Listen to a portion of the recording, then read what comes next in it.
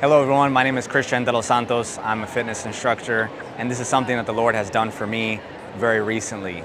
So in John chapter 10, Jesus said, "Other sheep I have which are not of this fold, them must I also bring." So a cool experience that just happened very recently, hot off the press, was I was on a mission with some friends to get this piece of equipment you can see right behind me here for an event we're having. We're going to emphasize a fitness challenge. And so we're looking all around trying to find this piece of equipment. I called several places and either they were closed or we just had a hard time finding it.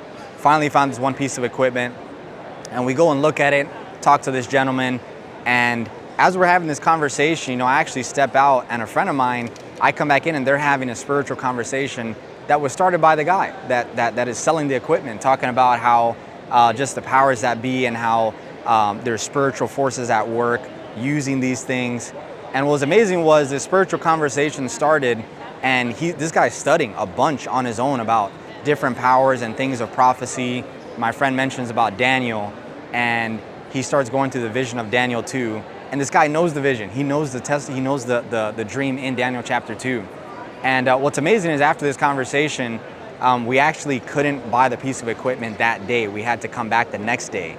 And so, which in hindsight, I think was definitely providential, because in coming back the next day, we got a really amazing book called The Great Controversy, and we figured we would give it to him, which if we had bought it that day, he wouldn't have got that book because we were far away from where we were staying. So we come back the next day ready to give him this book, and he's like, "Hey, just give me like a 60-second synopsis of what the book is."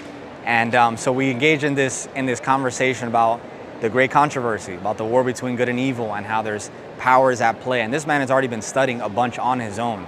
And so we exchange numbers. We're going to pick up the conversation later on, and we're just, leaving just saying this is definitely, a divine appointment, and to pray that God will use this piece of literature for him to read it at the right time, which already confirm everything he's been studying.